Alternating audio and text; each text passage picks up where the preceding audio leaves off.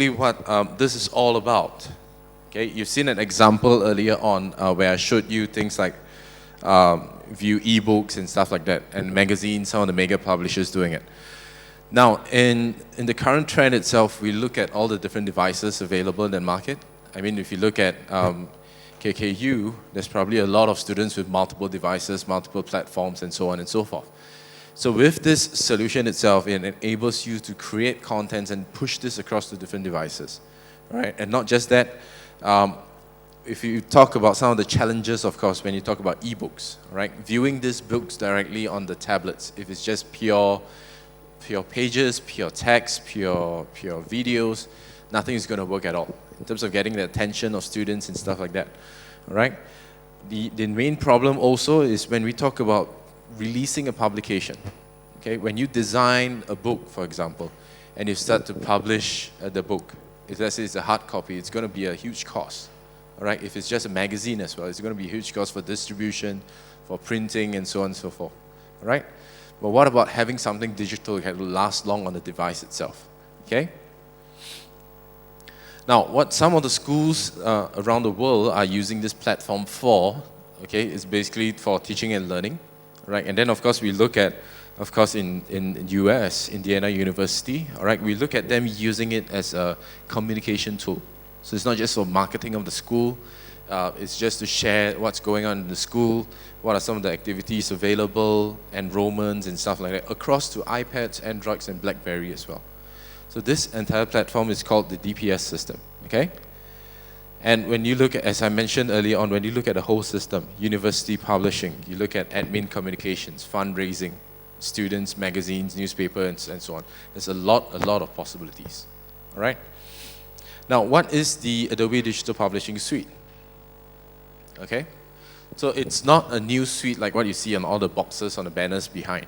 Okay, basically it's a solution provided by Adobe for you to create contents, distribute, and monetize. Okay, basically you can sell your contents as well. All right, now everything resides in InDesign. Okay, so you don't have to use other tools. Basically all your contents that you currently have on your system in your school, you could use it to create a content for all these devices. All right, just by using InDesign to consolidate everything. All right. And when we talk about DPS, okay, if you look at this segment over here, basically this is what happens on InDesign. You just create the contents, the layout, like what I showed you earlier on. And this is the whole service that is provided to you. So you get production, you get distribution, meaning you can distribute across to all the devices and markets, and you get to sell also.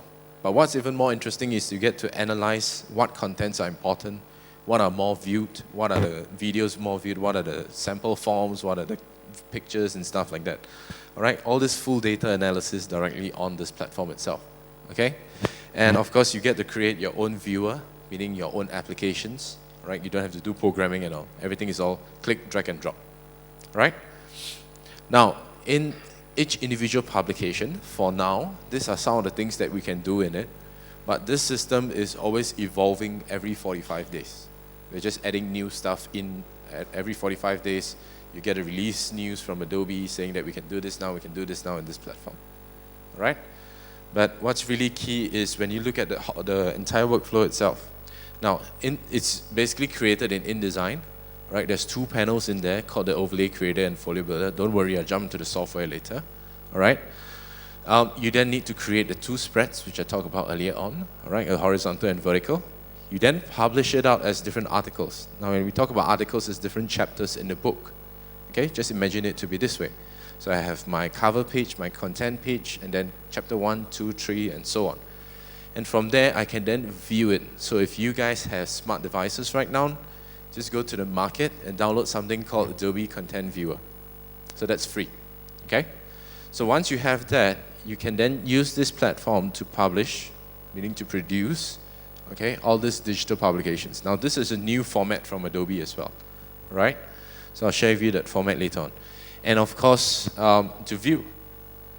So straight away, I can then publish this into different devices. So I'll just try to show you what I can do from InDesign itself, all right? All right, so that was a very quick workflow, but I think most importantly is to just see what's really going on in InDesign, how you can create the contents. right? So let me just escape this. Let's go to InDesign. Okay, so this is the tool that you guys saw earlier on. Now, I'm just going to use the same publication, all right? Let me just remove this. So what really happens in there is that, all right, I have my first spread and publication. In InDesign, there's two panels you need to take note to create your own DPS. Now, because you guys are not on the service itself, what you could do is to try it out with your Adobe ID. Okay, Adobe ID is free. Go and sign up for it. Okay, these are the two panels you need to look at: the Folio Overlay and the Folio Builder. These two panels at the bottom too. All right. The Folio Overlay allows you to create, okay, all the interactive contents directly onto your publication. It manages all the contents. All right. Now, the Folio Builder is the one that publishes the content onto the cloud service. All right? Now, how easy it is to create a content. When you look at a publication like this, for example, it could be a project file from your publishers, all right? Or it could be something that you just create. Just imagine this magazine here is basically for the Echo Club, maybe a CCA activity. All right? And what I actually have there is a folder. Okay? Let's say I go to folder. Right, let's go to my desktop, and you can see over here, okay, this is basically where I'm storing a lot of my pictures. So basically an avatar picture, I got a slideshow pictures and stuff, and then of course I got something interesting which is like a panographic picture. So you can see over here, this is basically a very beautiful image of the campus, but I have 1, 2, 3, and 4, right? You can see at the back of the name of the file, there's 1, 2, 3, and 4. That's basically to form the left to the right 360 view. And then of course 5, which is the sky, and 6, which is the bottom. Right? So all these contents are stored in one single folder. It can be a video, it can be an image, it can be a web link, doesn't matter. Okay? Now in here, what I would then do is, okay, in InDesign, all you need to know is just make use of this tool here. All right? It's called the rectangle frame tool. Okay? I'm just going to jump to page 4, and I'm just going to insert a simple frame tool. So just imagine this frame to be a placeholder where you place all your media contents. Okay? I will then go to the Folio Builder panel. All right? I'll just say, okay, this is a panorama. Okay? You can see straight away the options are all appearing. Okay? So I know that I have an image containing the 6 images. So I'm just going to go to that folder. Right? So the naming convention, everything is all given in tutorial guides which are available online. Okay? I'll just select this folder which has the 6 images. Now when I click on open, very quickly without doing any programming or sorting out like in Flash, timeline and stuff like that, InDesign is just going to bundle in all the 6 images. Right? Now when I look at these 6 images, okay, what really happens in there is that it just bundles in and you get an initial preview like this. Right? I can say that, okay, use first image as poster, the initial zoom to be 70%, and I'll then do a preview. Now what happens in the preview is that I can just preview directly on my desktop. All right? Now when I talk about preview, what InDesign will do is to create something called a new file format by Adobe called the .folio file. Right? So this only can be viewed on the server itself or just via this application called the Adobe Content Viewer. So I have my spread. As you can see, this is what I created. All right? And when I go further up like this, I can then click on this image over here, and straight away you know that I have 6 images. Okay? So what I'm going to do is I'm just going to show you how this looks like. Straight away I can just create a 360 panel directly. All right? So the main thing for you to do is to have the contents. Everything resides in InDesign. You don't have to jump to other softwares. Of course, if you want to edit your pictures and effects and stuff like that, you can go to Photoshop and so on, right? But to have your contents, I think most schools will already have their own database of contents to use, all right? It doesn't have to be just images, it could be videos and text. So there's a lot of use cases. So what happens then is I'll then sign into Folio Builder. All right, let me see if I can get a connection here.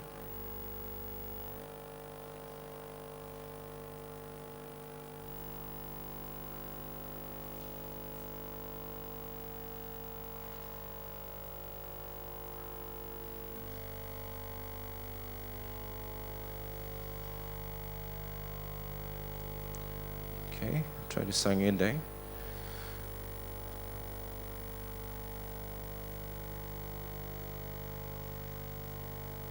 All right.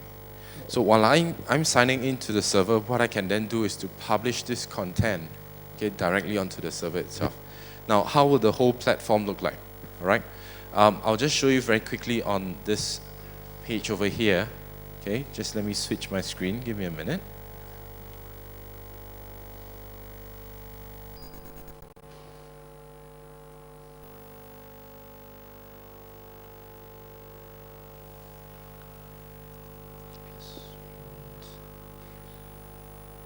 Right, so I'm basically using something called Adobe Bridge, which is also another very interesting software to use.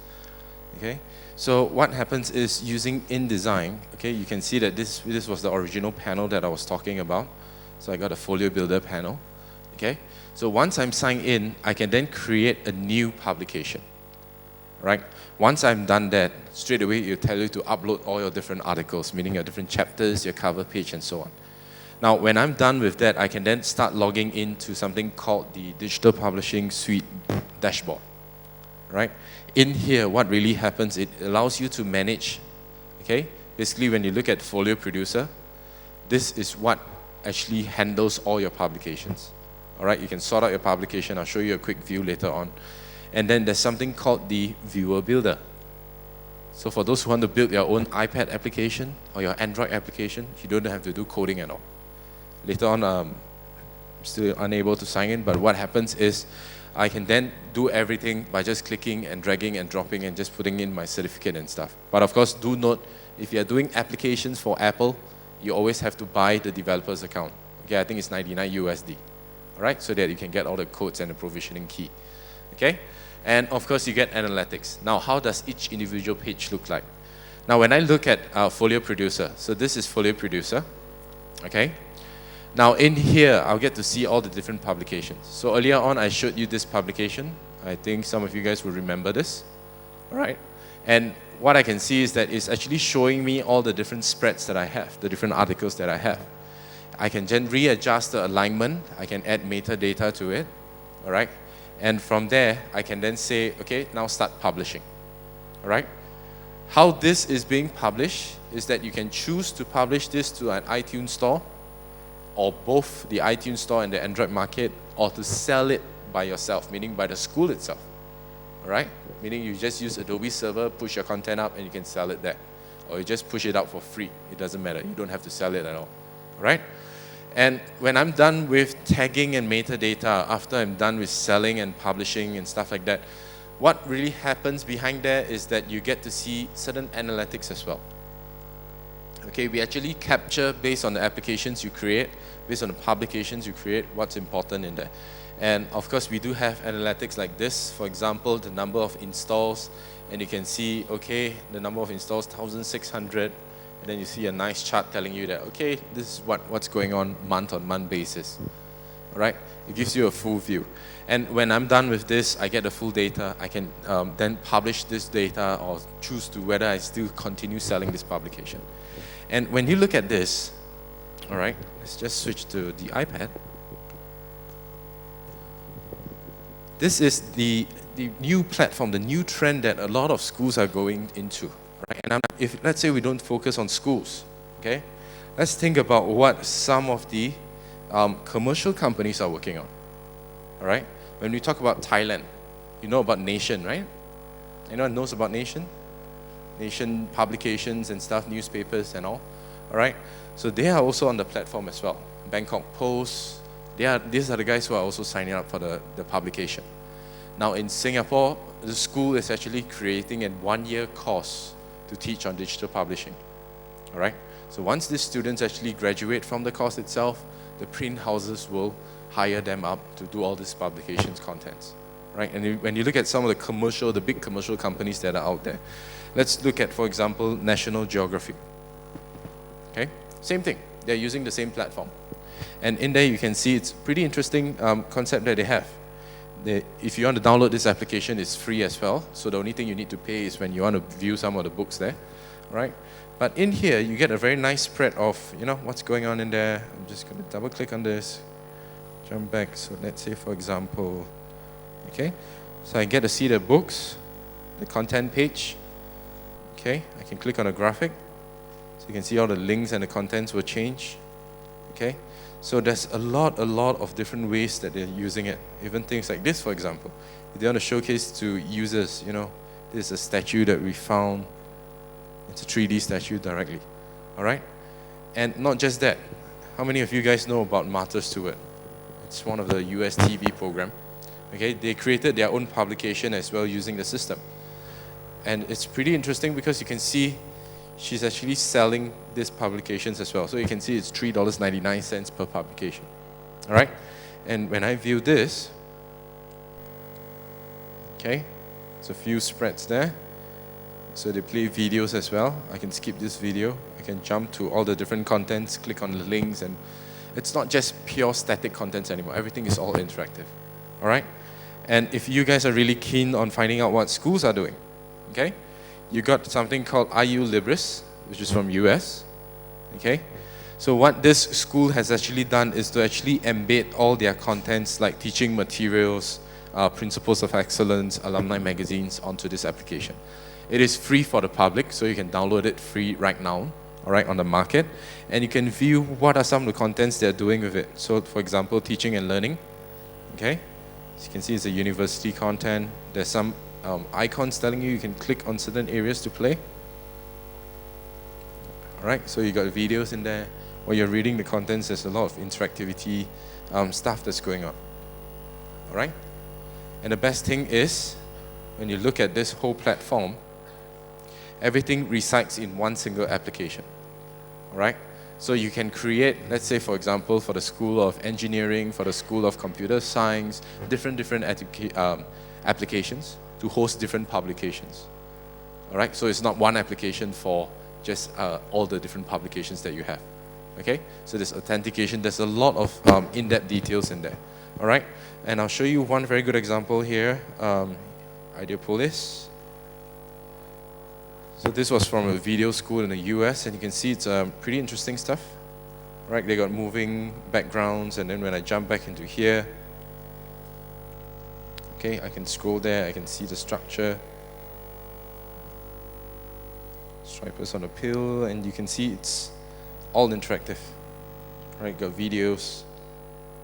You can stop the video and so on and so forth. So this whole platform works on all different devices. Doesn't matter whether it's Apple's or Samsung, it doesn't matter at all. Right? Okay? So, do you guys want to try this out on the iPad? You want me to pass it around? Would it be good? No? Alright? So, this is basically a simple system. I'm just doing a very quick overview just to show you. Alright? What really happens in there is just make sure if you want to try it out yourself, okay, just go to the store and download this application called the Adobe Content Viewer. Alright? Use InDesign. Create an Adobe ID, create one publication, and just publish it up. And you can just view that publication directly on Adobe Content Viewer itself. Okay? If you want to try it. All right? I'll give you my email address as well. So if you want an account just to trial and see how it looks like on the system, let me know. All right? Okay? So DPS is a whole new platform that we're looking at. It's all ever changing, but the next thing that really is very interesting for teachers is this. It's something called e-learning. All right?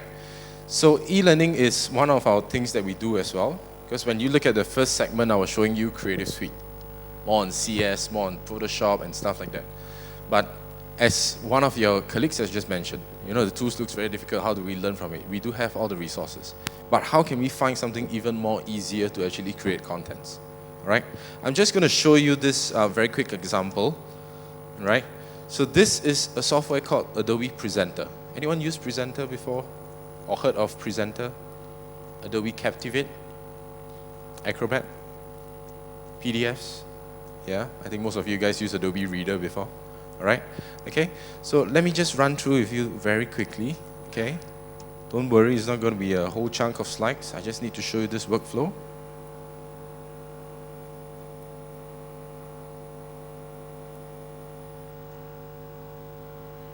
Okay, so what I really want to focus on is this.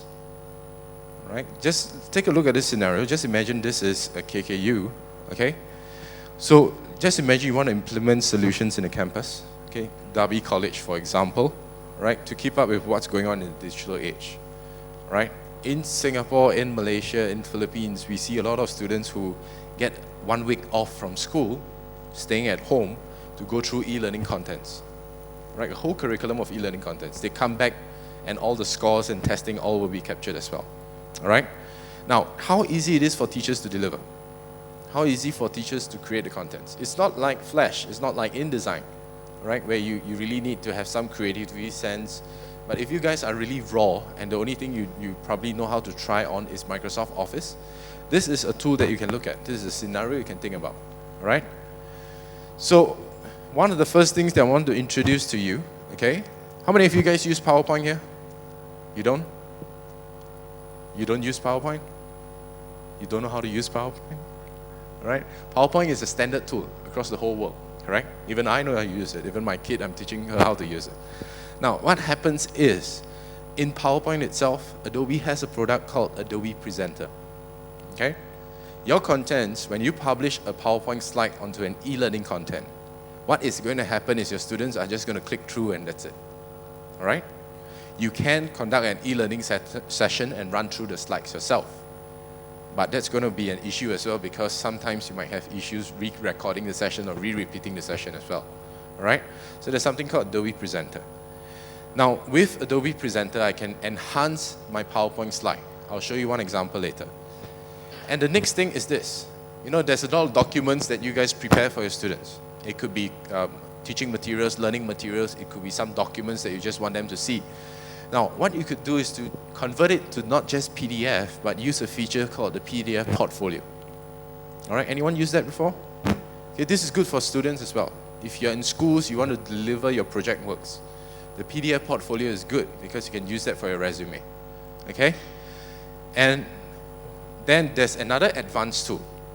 So for teachers who are very familiar with PowerPoint and Presenter, they're given an option to make it even better. All right? Which is where Captivate comes in. So I'll show you one example how I can bring a PowerPoint slide into Captivate very quickly and add some animations. All right? So you can try this yourself as well. Okay? And then lastly, of course, we can then publish all these contents that we create onto something called an LMS. Okay? Which I think you guys should know about it. Like Moodle, Blackboard, Desire to Learn, Sakai. All right? But in our case, in Adobe's case, it's something called Adobe Connect. Okay? So what I want to start with is Adobe Presenter. Let me just show you very quickly. I think I showed you this example earlier on. All right? So this was done by a lecturer about poison frogs. Now I'll show you something on chemistry. Okay? So this is basically a work done by another lecturer. A chemistry lab is a fascinating place. There is so much of action. So many reactions take place there, and there is a great variety in the reactions. So what you can actually see is the teacher speaking on the background, going through the contents, and at the same time, if you think about mathematical formulas, scientific icons, what you can do with it, basically you can do things like this, all right? All this is possible as well because it's PowerPoint. But the only thing that I'm doing is to add a nice interface where I can add videos, either at the slide over there, directly on the slide, or as a sidebar, all right? And of course, add things like quizzes, okay? It looks difficult. How many of you think this is difficult? Anyone? Looks pretty simple, right? It's just PowerPoint, okay? Now, if you think it's difficult, okay, don't be afraid because I've shown this to a lot of teachers, especially, I think we had a program back in Singapore to train some of the teachers, senior teachers, right? And they saw this software, they were pretty interested in it. Okay? Now I'll just show you how you can do it very quickly. Okay? This is my PowerPoint slide. I'm not teaching you animation, I'm just showing you. Okay? This is my slide that I created for my student. What is digital animation and so on. So I have a workflow, I go through the process and so on and so forth. Right? But if I push this up to my LMS, it's not going to help a lot. Right? So I can see, okay, it's an empty slide, and then of course I got different animation styles and so on. Right? Now, how can I enhance this whole thing? Now, in PowerPoint, this is PowerPoint. If you look at the top menu, there's something called Adobe Presenter. Okay? So it resides in PowerPoint. You don't have to learn a new software. You just use this tool to add in all your interactive stuff. All right? The workflow is simple. Okay? If you look at all these tools, you might not know what it is. Of course, it looks like you can insert audio and videos and animations and stuff. But to start things off, always set up your own account. So this is where you can set up your details. All right? So I can say I'm Felix Goh. I'm the senior IT lecturer for Derby College. All right? Some biodata, my contact information. So this content will be owned by you, okay? So once I own this content, right, I'll click on OK. I'll then start from the left to the right, meaning from audio all the way to quiz, right? But of course, at any point of time, you need to jump back to audio. You should do that as well, right? So if I'm just going to do a simple recording, okay, what I can do is prior to this, I could record some audio files, and from there, I can import these files directly onto the slide. Okay, if I don't want to do that, I could just turn on my microphone. All right, I'll just say click on record. All right, you'll see this small little panel appearing. Okay, so all you need to do is to just click on record, and that's it. You can start speaking to your microphone. All right, if you have a plug-in USB or just an inbuilt microphone. All right, but of course, you normally would have a script to follow. So you know that in PowerPoint you can insert notes as well. So what I can do is to import these notes directly onto my panel over here. So you can read in Thai, you can read in any other language that you want to try on. All right? So what I can do then is I'll just click on record. Good day, ladies and gentlemen. Good day, ladies and gentlemen. Welcome to this presentation about digital animations. All right? Good day, ladies and gentlemen. Welcome to this presentation about digital animations. So I'm just doing a direct recording on the slide itself, right? I'm just recording. I say, okay, record and play. I click on OK. I'm done, right? So it's that simple, okay? I can then say I want to edit the audio. Now, when you look at the editing tool, it's also very simple, right? So if I play Good day, ladies and gentlemen. Welcome to this presentation about digital animations. So I'll just stop there. I know that in the front portion there's too much space or too much pause. If I want to edit it, all I need to do is just highlight, press delete on the keyboard, click save, and I just close this. That's it. Okay, it's that simple.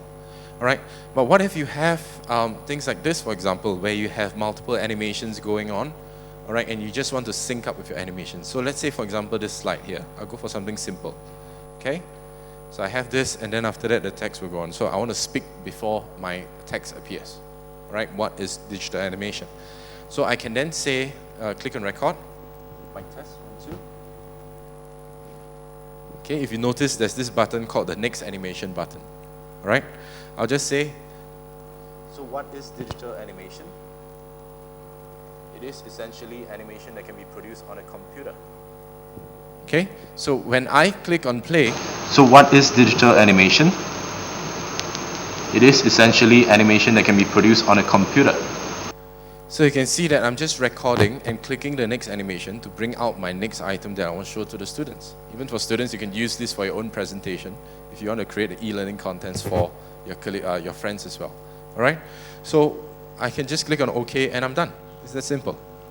Okay, is this easy? No programming, no nothing, right?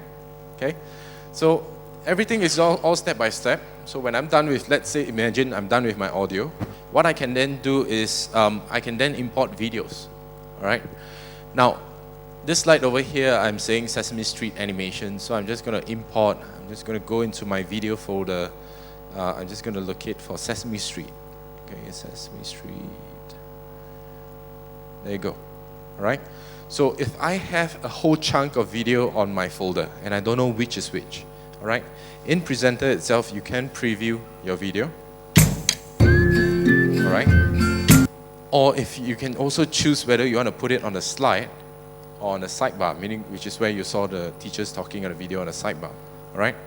So I say, okay, let's put this on the slide. Click on open. It's just going to launch. I'll just position this nicely. If I preview this or view slideshow, I will be able to view the video directly on PowerPoint. Okay? So it's that simple, but what you want to do then is to actually insert things like this, for example. Okay? If I want to insert a talking head video, okay, just make sure you have a webcam ready. Just plug in your webcam, okay, just specify whether you want a side or sidebar. And then from there, choose your camera. All right, I just hope my webcam works on me. I've been traveling a lot. I think it's smashed up already. All right, and I can then capture directly from the cameras itself. Now let me try this to see if it works. No device found. All right, so with the webcam, okay, I can then view this and start speaking to the camera and do a virtual lesson for the student. So I don't have to be present for every lesson. I could record this, store this content on the LMS students can access at any point of time. All right? And then what's cool about this is that when I come back to this area, you know that there's a lot of flash animations going on, okay, for e-learning contents. So I can insert flash animations as well.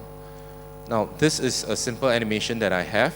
It's one of my favorites as well, right? It's on human motions, okay? So if I preview this on PowerPoint, I will be able to test it out also, right? So do you guys want to see a male or a female move? Let's look at a male, how he walks, okay? The male is heavy, he's nervous, and he's happy. So you can see that while I'm teaching an animation technique, for example, I can show students that, you know, this is the SWF content, play with it, try it out, add an audio feedback to it, all right? So you just import all the SWF files that you have, okay? All right? Any questions so far? All okay? Still pretty simple so far, right? Now the next thing is to add quizzes, okay?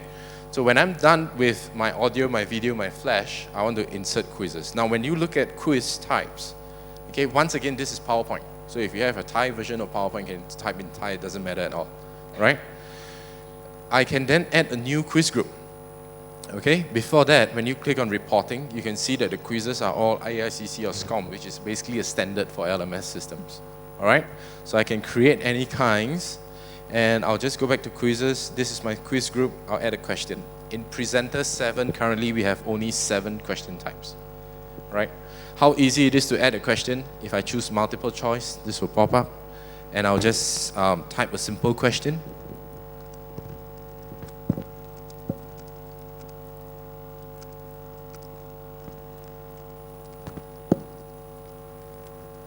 Right, I'll just ask what is the old name for presenter. I'll say the score will be 10, and I'll just add AE. All right, PS, Breeze. Okay, and then of course PR. Now, when I have this, I can say that okay, C is the correct answer. I can always shuffle the answers. Now, we know students nowadays are very smart when they're viewing the contents. They will normally go through the test once, record the answer, and then refresh and then try to do it again. All right? So this is a system which allows you to shuffle your answers. Okay, and if you get the right answer, you could get a feedback as well. So let's say, for example, if I get the correct answer, I can click on record and say, mic test, 1, 2, testing. You're right, that's the correct answer. You're wrong, please try again. All right, and I'll get a feedback. You're right, that's the correct answer. You're wrong, please try again. So if it's wrong, you try again, or you can just explain to them why they got it wrong. All right? So once I'm done, I click on OK.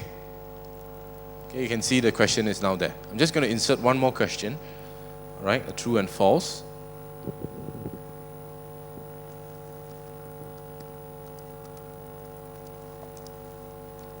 Okay, so I'll say it's true. I'll click on OK, and when I'm done with everything, when I click on OK, Presenter will generate 3 more PowerPoint slides. All right? And when I look at this slide here, the template is all there, but if I try to preview the slide directly in PowerPoint, it won't behave like a quiz. It will behave like PowerPoint. Okay, which you see all the boxes will start appearing. All right? I'll just cancel this. So what I need to do then is to jump back into the presentations module. So this is where I'll start to publish the content. Now, when I click on settings, before I actually want to publish, I need to redesign this whole theme. You look at the small little interface at the bottom here, this is where you can actually change the color scheme, the layouts and stuff. So when I click on theme editor, all right, what I could then do is to do things like, for example, changing the theme to, let's say, yellow in color.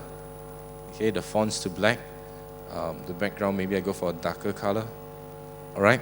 I can choose if I don't want to put a photo, if I feel that, I don't want my photo to be on the content, I can save this as well and close this. Or I can just hide the entire sidebar if I don't want anything else but just the contents itself. All right? I click on this. Let's say I just want this. I'm done. Okay? I click on OK. And then I'll click on Publish. Now, the formats available for this current version is basically for SWF file. All right? Or if you want to just publish this into maybe Moodle system or any other LMS, just check on zip package. All right? All the scripts, everything will be created for you. Okay? For tracking and stuff. Okay? You can publish directly onto our own local server. All right? If you're connected to Adobe Connect. Okay? Or publish it as a PDF file. All right? PDFs are static. But when you look at PDF later on, it's a totally different thing. All right? So let's say, for example, if I click on Publish under here, all right? I'll just click on Publish. So what Presenter will do is to generate everything. It will create the HTML file. It will create all the documents and embed it directly onto the whole project itself. Right? And then from there, you have your very first e-learning content. Right? Is this easy? Looks pretty simple. Yeah? So even normally what I'll do is I'll just do a demonstration and showcase like this in less than 30 minutes, and straight away you can start doing it yourself. All right? So this is a standalone software. If you are interested to download, you can go to the website adobe.com, right, to download and try it out. Okay? So once it's done, I'll just launch Captivate for now.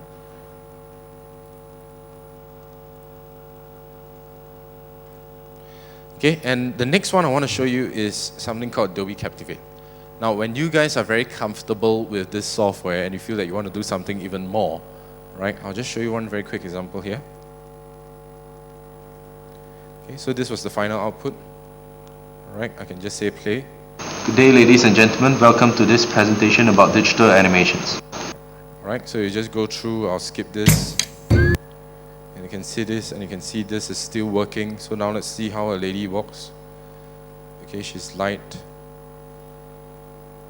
Right, and she's relaxed. Okay, and she's happy. Okay, let me just hide this. Okay, and then I'll click on next, and that's where the quiz will come through. I'll click on true. Okay, and then of course I'll just select Greece and I'll click on submit. You're right, that's the correct answer. Okay, and then I'll submit, and then straight away the score will appear. So this is how you can just create your very simple e-learning contents from the existing PowerPoint slides you have. All right? Okay. Now, Captivate. So what can you do with Captivate? Okay, it's almost the same concept, just that this time round, you're going to create something more interesting, more interactive. All right? When you look at the tool itself, okay, it looks almost like our Creative Suite software, all right? But it's not that complex. So all the PowerPoint slides that you have, you can do the same thing as well. So I can say from Microsoft PowerPoint, all right? Let me just close this. All right? So I'm just going to launch the same PowerPoint slide.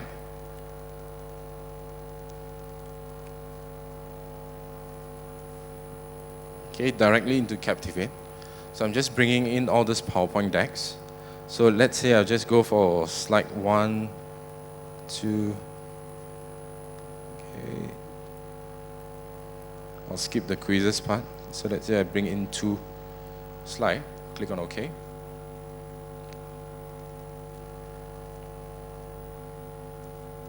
All right, so it's now importing.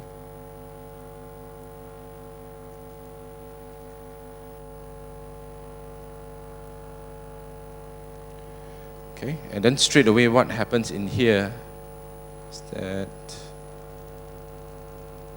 the PowerPoint slide will be launched directly in Captivate 6. Okay, now what can Captivate do for you? I'll show you one very quick example. I think you guys saw the Photoshop example, so I'll just try one more.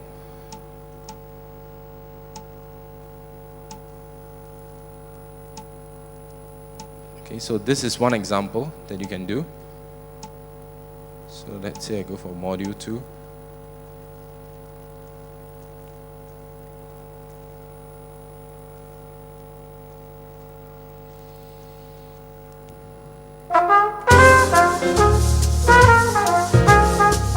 How are things in group strategy? So you can see I can create a background video, I can put in characters, which I can do that later. All right, I can create a small scenario happening. It's an e-learning content. And then from there I can jump to Really busy. I'm heading out to Rome tomorrow morning. It's going to get quite busy for a few months if things go well. A harmless Right. conversation, If you want right? to include Well, your, just click your own on the videos Take a in Wider there. View option Right, you can and do see as well. more. All right, and then straight away you can see from here, I can click on buttons and move on. All right, so it's all very interactive, and it's once again slightly easy to do also. Okay, so when I go into Captivate, these are the two files that I have. Let me just zoom out. Right, the two slides. Okay, the very first good thing about this. So if you guys want to insert audio, you can do your recording as well. All right, I can click on recording. Otherwise, what you could do is click on speech management. Okay? So let's say, for example, introducing digital animations. All right? Click on plus. I'll choose Chloe and I'll say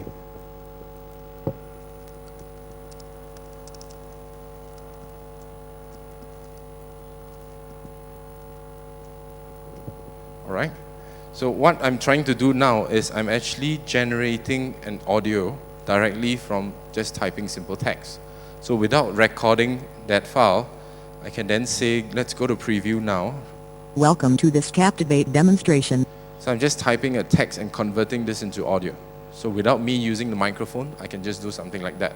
All right, there's other languages that you can download at a website, even for Thai. You can just type and do the conversion as well. All right, so you can always do this. Now, let's say, for example, if I'm coaching on Photoshop, right? If I'm creating a content, if I'm an IT teacher, I need to teach some of the stuff on Photoshop itself. I will then launch Photoshop, okay? What really is the major difference on this is that when I click on recording, so right after slide 1, okay? I'll just say, let's focus on Photoshop, snap to window, right? There are 3 different kinds of screen recording that you can look at. The first one that you saw earlier on, the example before the break, was a static Photoshop screen.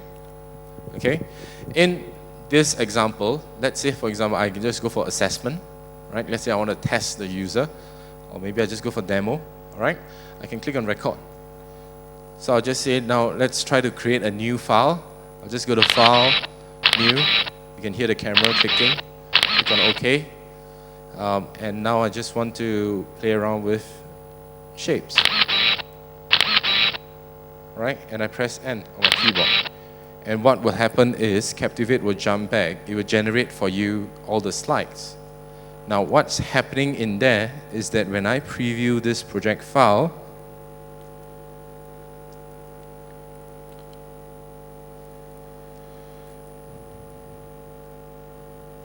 okay, so what you actually see is a full sample live screen capturing of Photoshop itself. Welcome to this Captivate demonstration. So I'll go to the next slide. You can see that this is a demo. So the actions that I just did earlier on teaching on Photoshop are all self-taught, and it's just going through the whole process, and everything is created automatically for me. All right? So I don't have to go through a long process of learning how to insert this, insert that. Everything is all done for me directly. Okay? And you can see straight away I'm drawing a square, and that's it. That's the end of the session. All right? Okay? So it's all automatic. So the difference is, when you look at all this contents here, you can see that all the mouse lines, everything is all created for you. The difference between a demo and an assessment. Okay? Let me just run through that.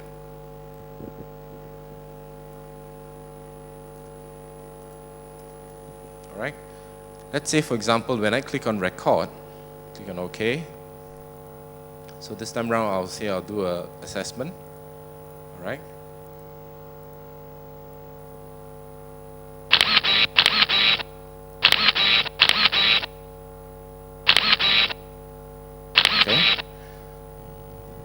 So same thing is just going to give me all the slides, right? But the main difference in this is that when I preview this whole project, you're going to see that it's more testing. It's more telling people what to do, right? Rather than just go there, start, follow through the actions and stuff, right? So rather than just doing a video Welcome itself, to this Captivate demonstration.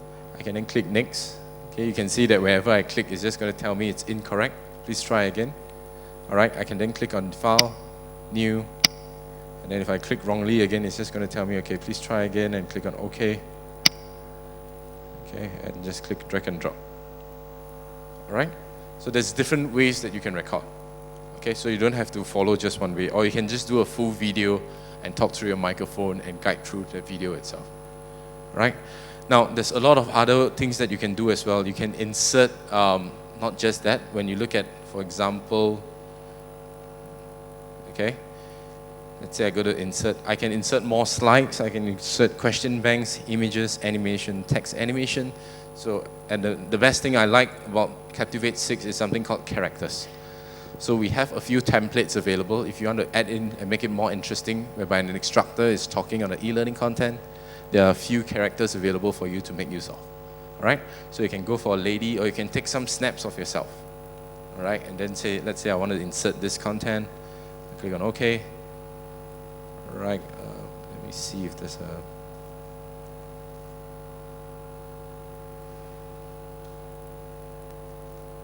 This character here, I think this should be the free one. All right? So I can then adjust this character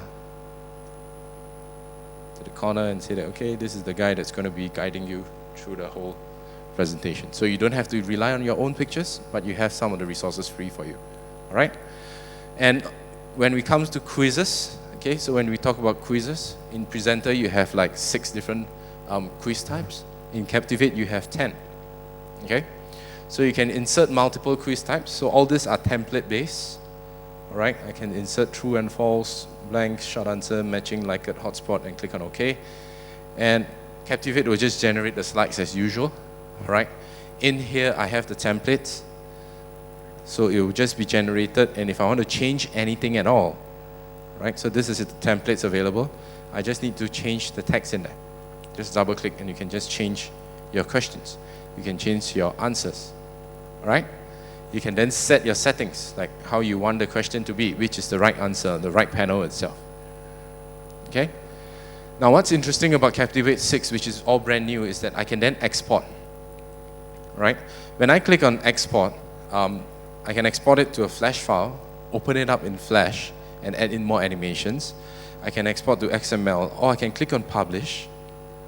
Okay? You can see, you can publish it as a SWF file or a HTML5 file. So you can create this contents for iPads. Okay? It's Flash-based, but it's all for viewable on iPads.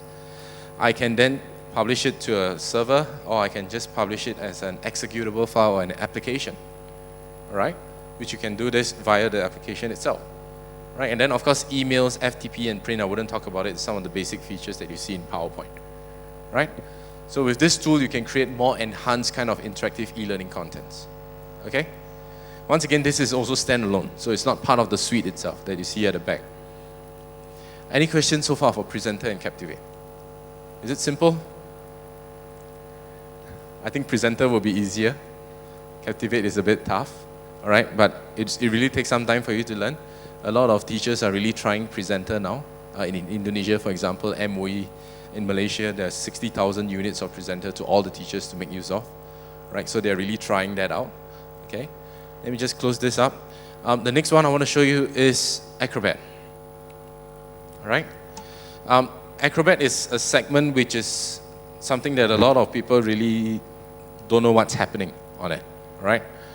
When we talk about Acrobat, it's always about PDFs.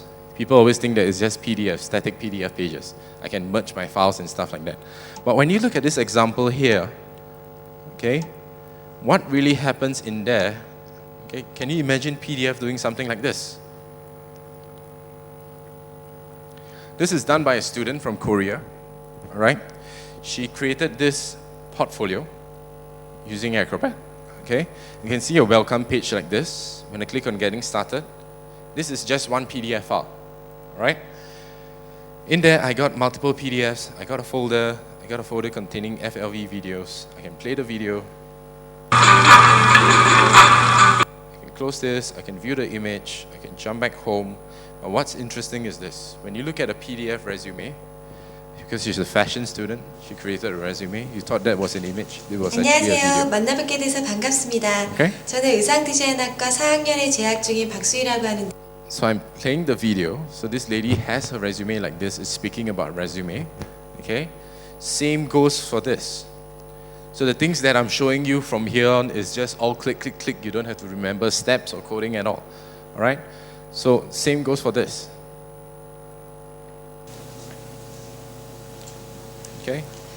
어려서부터 옷에 관심이 많았던 저는 의상 So she recorded 디자인학과에 the video herself. Now for teachers, what you could do is using PDF portfolio. Okay, you can do things like this, for example.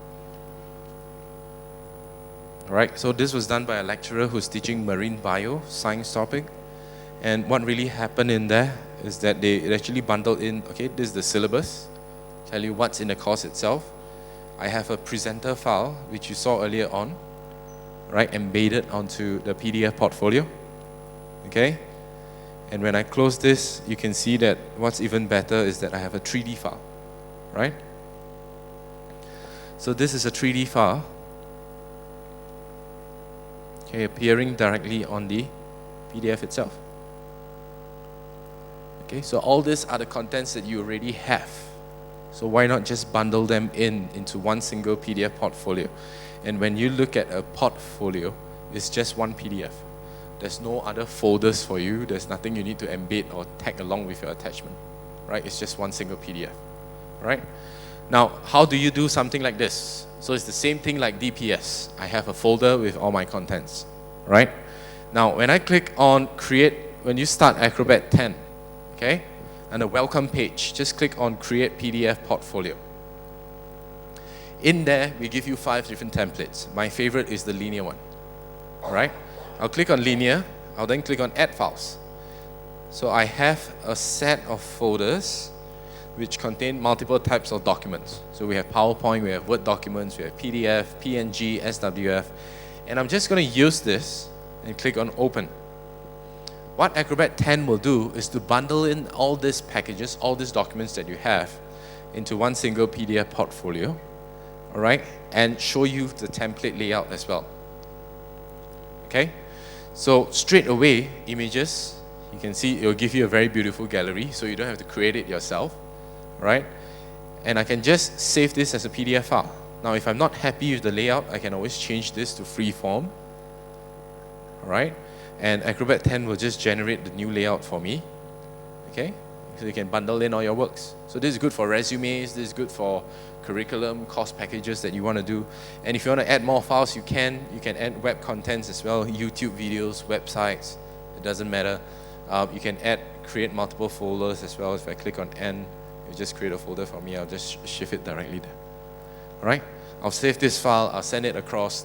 Your students or even your colleagues will only need Adobe Reader 10 to view this, right? Which is also free. Okay? All right? So this is nice, this is good. Now there's also another thing that I want to show you is this. Now when we talk about PDF files, okay, or when we even talk about things like this, let's launch Microsoft Word. Now this is from Adobe. I'm not talking about Microsoft, but the form itself, okay? We use Microsoft Word to format the form. Now, when you want to fill up a form, just imagine this scenario, okay? If you are getting 10,000 students from KKU, right, to fill up this form, if you send this out as a Word document or if you print this out, what you need to do is to actually consolidate the data after that. Even if you send it out as a Word document, your student can fill up, the format will run, right? If you look at small boxes like this, if you want to tick on it, you need to change the symbol. Okay, it's a long process, all right? In Acrobat 10, there's a feature called PDF forms. Same thing, everything is on the welcome page, so everything is all step by step. So students, if you want to do a survey for the entire school, you could do it as well, right? Click on PDF forms, use an existing file. So you have Word, Excel, PDF, right? I'll use the Word document that I had, okay? I'll just select the Word document and click on OK. So you all know that when I bring a Word document into Acrobat, it will just convert to a PDF file, right? But in this case, okay, what I can get to see is every individual fields in the Word document will be converted into a digital field. So I don't have to worry about, consolidating data, sending out emails. So when you look at this, all these fields are now digital, right? directly. And the check boxes are all checkable as well. Okay? So straight away you have this. Now, if I want to edit this file, let's say I know that, okay, this is maybe just a light page break. I can then delete this, and maybe I can choose to add other things as well, like radio buttons, check boxes, and stuff like that. And by doing this, I can then have a digital form that I can just send an email and receive emails. I don't have to print out or submit to students and all these things. The next question is this. How do I keep track? Are you going to receive 10,000 emails in your inbox and you have to save every single PDF portfolio or PDF forms? You don't have to. Okay? Just click on distribute. All right, I'll save this copy.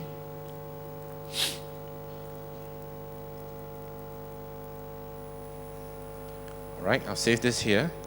And what happened is I can then put this form onto a server. All right, it can be your FTP, your school's internal server if you have space there, or you can use our online server. In this case, I'm just going to do a demonstration, so I'm using a local server. All right, click on OK. So when I click on Finish, it will send an invitation to all the users who are involved in the survey.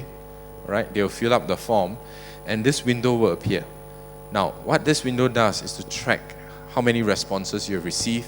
Whenever you have a response, all right, the users will be able to get a prompt on the window on the system tray telling you that someone just submitted the form. You won't receive an email at all. All right? If I am done with the survey, I can click on View Responses. Okay? Under View Responses, right, if I go back to that folder, okay, if you look at this example, so let's say I'm done with my survey, what Acrobat will do is to actually generate a PDF portfolio. So this will then collect all the individual forms that you have directly from here, all right? And it will just give you the data, okay, and showcase what was actually filled up in each individual form, all right? And you can still view the documents itself, okay? So if you want to view the PDF file still, edit the data, or even do things like, for example, exporting this data at all, right? I can export an entire thing, save it in this format.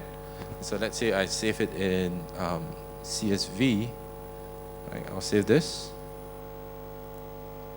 Okay, if I go back to my main folder,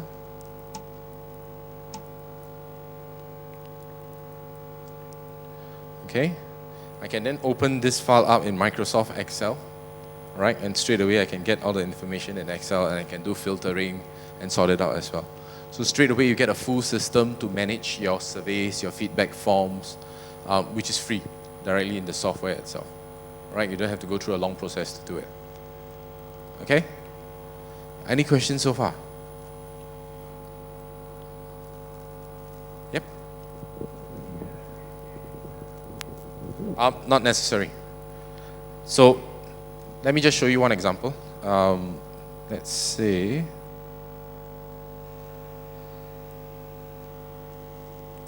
the only server you need, if I click on distribute, is basically just a normal server that you have in the school, existing server. It could be the case, right? And in here, you just need to specify your FTP location. So you can just store it there and then just share it across, right? Good question. I'll give you the price later, all right? Any other questions? No other questions? Okay. So this is a very quick workflow. Of course, there's some other features like, for example, if I have a PDF document, all right, I shouldn't do that. Okay. One of the things that I could do is to also launch things like, for example, PDF files. From PDF files, I can then export it out as a Word document or even as a Microsoft Excel sheet. All right. So anyone tried that before? Exporting a PDF to Word? No? Right? In Acrobat 9 and below, when you try exporting something like that, what happens is the formatting and everything will run out of place. Okay? But in this case, okay, let's say, for example,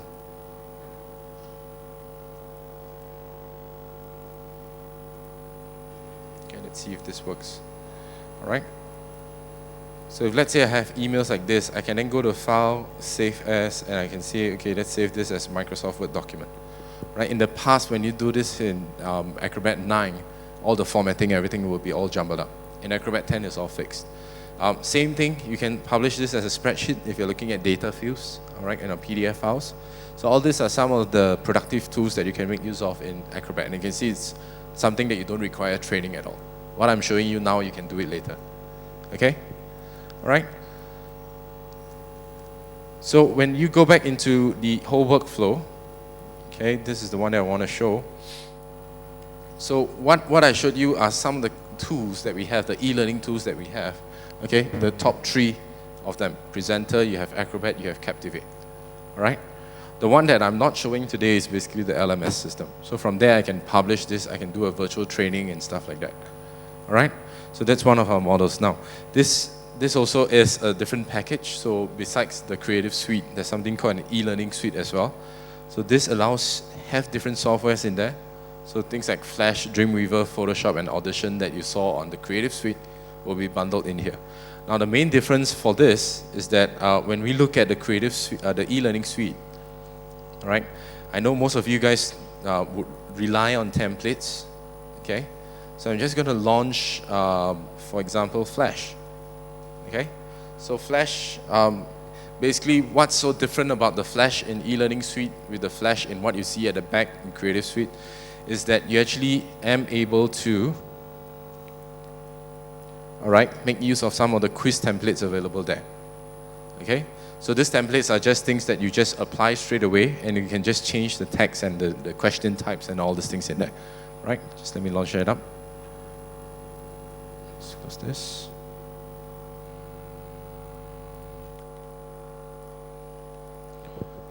All right, so besides, while I'm waiting for it to launch,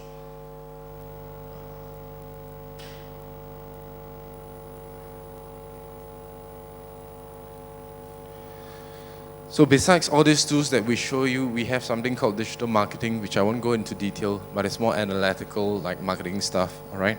So what you can see over here is, this is Flash CS5 from the e-learning suite 2.5, all right? You get to see something called quiz templates, okay? So all these are available here directly on CS5, okay, for quiz. So it's more different than what you actually see in the Creative Suite, because you don't get to have this kind of templates in the Creative Suite, right? So all this is created for you. Okay, you can see the template is all fixed up for you. And in here, I can just double click and you can see all the different quiz types, right? So in here, I can then change the question type, all right? So let's say I go to second frame. You can see that I can change the question type. There'll be an instruction telling you what to do as well. So all this is only available in this suite. Right? Select menu, modify, break apart, and so on and so forth. So that's the key thing why we bundle this in. Even in Dreamweaver, there's a new feature in there for e-learning suite also. Okay? All right? Is there any other questions? No other questions at all? Okay. Very simple now. What I'll do is I'll just share with you some resources, and then later Pankaj will be up here sharing with you on licensing. The most important topic, how much the software and stuff like that you want to find out. All right. Okay. What's happening in here is that I'll share with you these resources. You can just take a snap. So some of them would be a repeat of earlier on, but this is important as well.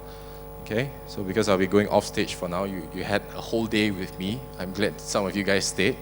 All right. So firstly, for those who have a lot of questions technically on any of the softwares or products that we have, this is my email address. I know it doesn't look like a Singaporean email address, right? It looks German, okay? If you're interested to follow me on my blog, please feel free to do so. Okay, because I tend to post a lot of new updates and sessions and some e-learning sessions that we are conducting as well. All right, if you want to add me on my Facebook, go ahead. Okay. So I'll be traveling around for the next 2 months. When I'm available, I'll just go to Facebook and just log in. If you guys want to get connected with me, let me know. Right, I'll type in some of the rest of the addresses as well.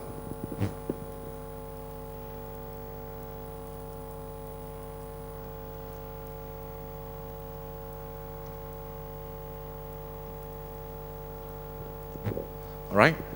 So go to search on Google.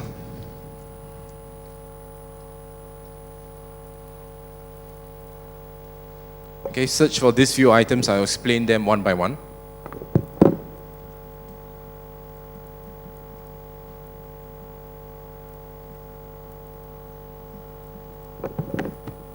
Okay, so the Adobe Design Achievement Awards, the worldwide competition that I told you about, we just closed it. But if you guys are really keen and you have existing product works that you want to submit, drop me an email. I'll do the submission directly. All right, winners will get a lot of interesting products and sponsorship, especially for students. Okay, and if you are interested in this,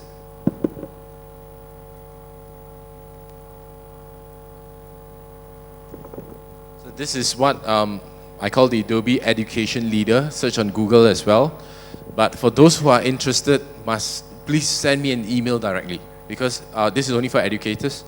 So if you go through the online process, it will take 6 months to a year to process. Right? Drop me an email, I'll give you a form, it will take 2 weeks. Now what is this? Adobe Education Leader, basically we are recruiting educators who are using our tools effectively for teaching and learning. Right? At the same time, you get opportunities to fly to places like this year will be in Utah. Right? We are flying worldwide all the educators into a single location. All right? And then there's something called Adobe Asia Pacific Education Forum, which happens yearly. This year was in Singapore. Next year we are holding in one of the private islands around in Thailand. All right, so we will fly you in for the forum. At the same time, you will speak to all the educators across the Asia Pac region. Okay? You'll get benefits like, for example, trying all the beta softwares, be it whether it's CS7 or any new launches that we are doing. Also, you get to get in contact with some of the Adobe folks as well, people like me, Pankaj, and all these things, to find out what's happening, all right? And then locally in the Southeast Asia region, I can share with you, we only have 3 across 7 countries. So it's a very niche thing that we look at, okay? So currently in Thailand, there's only 1, okay, from, I think, Sirpatum, okay? So we are looking for more around the different countries. Right, so if you guys are interested, drop me an email. I'll send you a form. I'll guide you how you can fill it up. Okay? So I think in Thailand, I'm looking for only another 5 more if possible. Right, so for those of you guys who are interested, just drop me an email. Okay? The Adobe Education Exchange. This is something that you guys would need to go to download the free curriculum.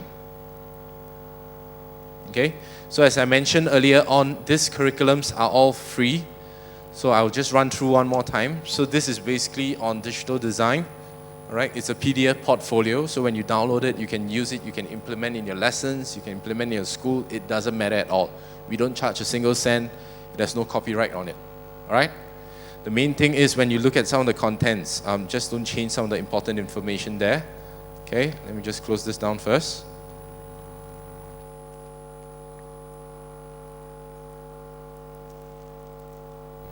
All right, give me 1 minute.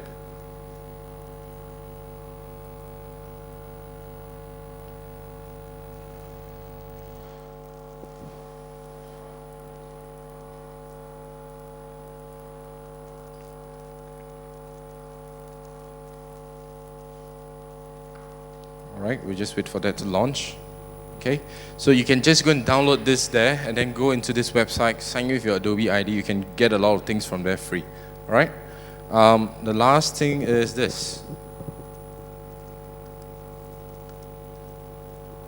If you want to keep in touch in terms of what's going on in Southeast Asia, what are the events, like the main event CS6 launch that we're doing, just feel free to go to Facebook and add Adobe Southeast Asia Facebook.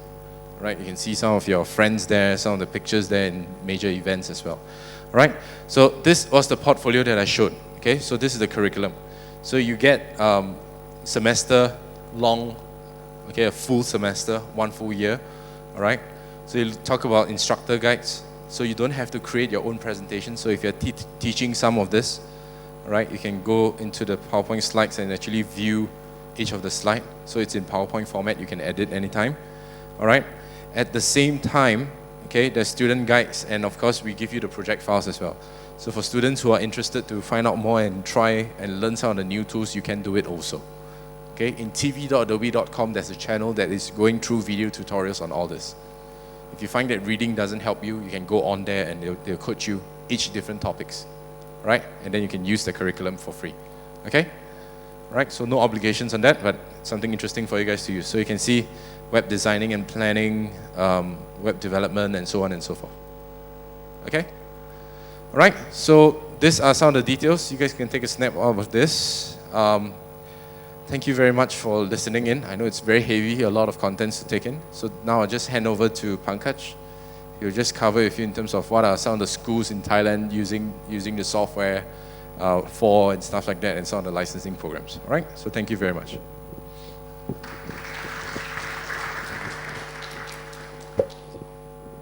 Yep.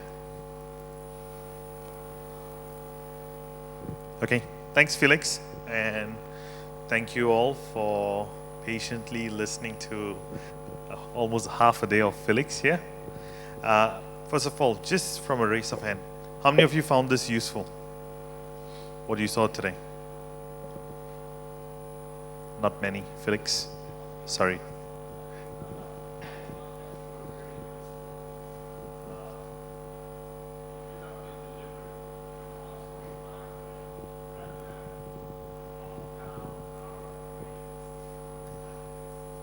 Okay, so you wanted a bit more of time to look at the content?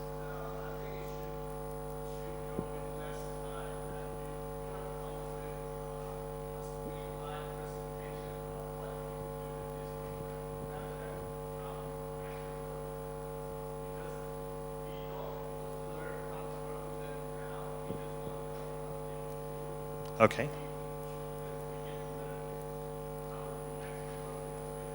Okay, so maybe something more streamlined, shorter, quicker to just walk you through in terms of an intro. Sure.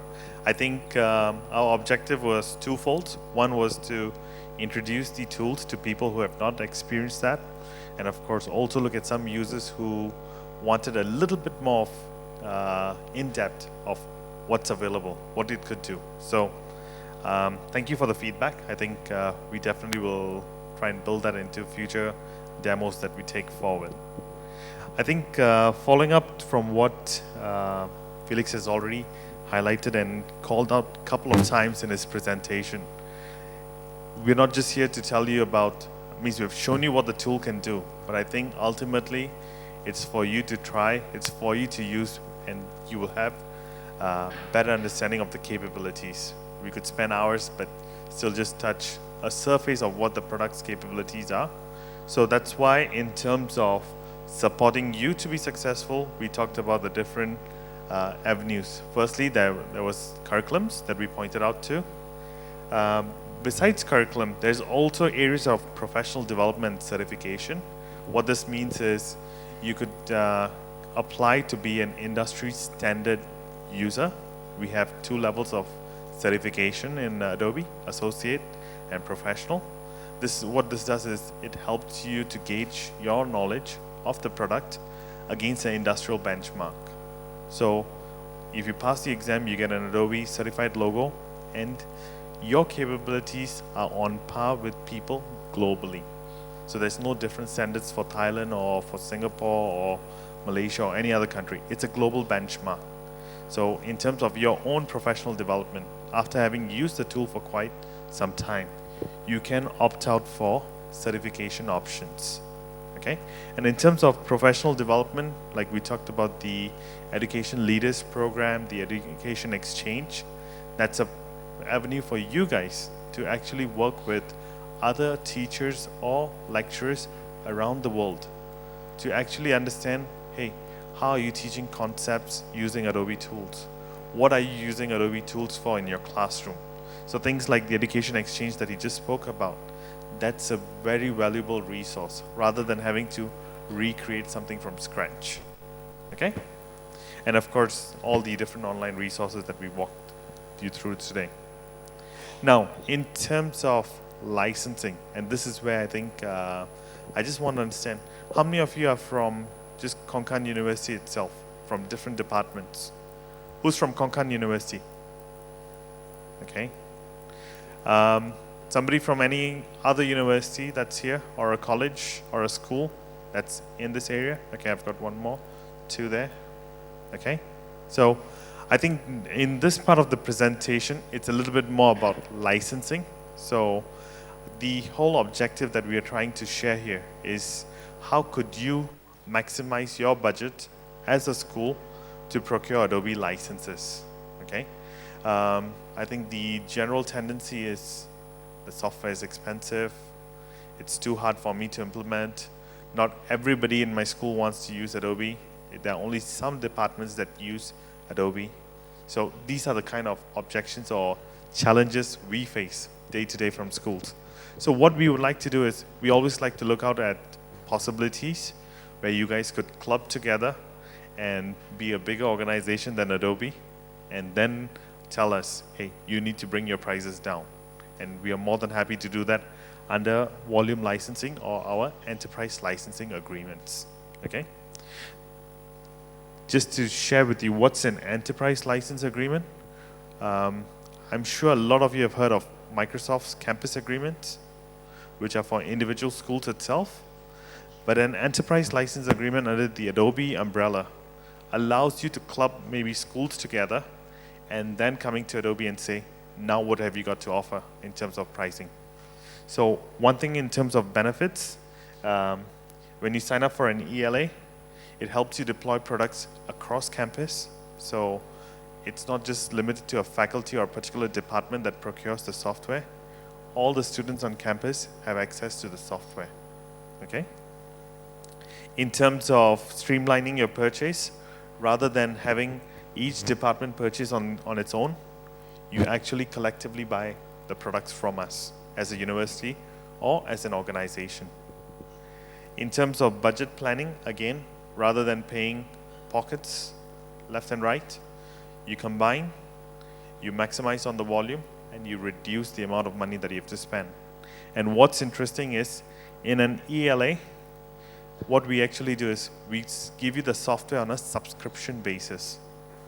So it's much cheaper to procure, and rather than being a capital expenditure that you have to pay a few million bahts to acquire, you just pay for it like a utility bill, but just once a year, at a fixed price for 3 years. So even if you release CS6, CS7 or CS8, and normally the tendency is for the price to go up, it won't go up. We'll keep the price fixed for the next 3 years. So in terms of your budget planning for the next 3 years, you know exactly how much you need for the software, okay? And of course, what's good is, because it's on a subscription basis, all your labs, all your computers will be on the same version. So you'll be rid of the problem of having one version in one computer lab and another version in another computer lab. You'll be all streamlined to have the same version. In a nutshell, if I say how it works, you can choose any platform of the Adobe tool, be it a design standard or any of our premium suites. You can add point products to the program. For example, you feel that Captivate was something interesting that maybe your Department of Learning or your School of Education could benefit from. You could actually add point products to the whole program, and you could then bundle it into an enterprise license agreement that the school pays for and deploys across campuses. Okay? Confused? Lost? I can see that. Okay. Are any of you involved in the procurement of the software? Have you been part of a committee that procured software before? No? Yes? So I think it's a mix of an audience. So maybe what I will do is, I think I should skip the licensing portion for you guys, because procurement is not something you guys do. But just to maybe take as a feedback back to your departments, what you could do is then speak to your respective department heads and ask them to inquire about an enterprise license agreement. Then we have got partners like ASOF1 who are in the room, who could actually walk you through the benefits and then show you a dollar and cent calculation of how the university or the school or the college could actually save money in procuring Adobe licenses. Okay, I'll cut the presentation here because I think a majority of you are not involved in the procurement aspect of the software. But just as a thought, you can take this back.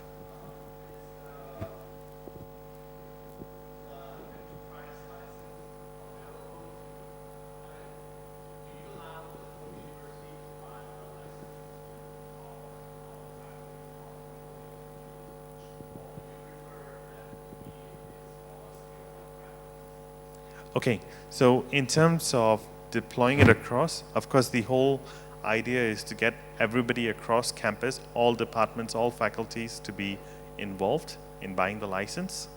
But what happens is, and this is a challenge that we have, where you could have a faculty of agriculture, let's just say for example, in this case here, they might not be open to the idea of having Adobe tools and paying for Adobe tools. So we have the flexibility of even allowing a faculty or a department specific deployment. So you can say, all right, within my department, let's say I only have 200 odd computers that need the Adobe licenses. Can you come up with an enterprise license agreement that helps me achieve the volume benefit, but I don't need to get all the faculties involved because it's really tough.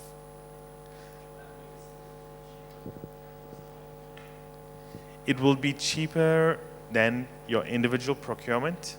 Of course, like any business, if the volume is high, the pricing goes down, correct? So we can do that, but like we said, if the campus is not fully supportive of the idea of deploying Adobe across every department, and there are only a couple of departments that want to, we can look at that as a flexible deployment. Okay, so I think I will end the presentation and the session here, especially not talking much around licensing. But before I go off, are there any other questions that you have for me or for Felix around the technical part or the sales part of the presentation and what you've seen today? If not, thank you so much. And before you guys leave the room, just to share with you again, we've got our partners back there, Asoft One, who have a very, very interesting offer for individual licensing. And I think if you were to Google the prices for what we are selling here, for example, Design and Web Premium, which is going for about 4,000 baht, actually will cost you close to 12 or 13,000 baht anywhere else for the same product in an education price. Forget about the commercial aspect. So we are having that on offer. If you are keen, just walk by and have a chat with them. Okay? Thank you so much.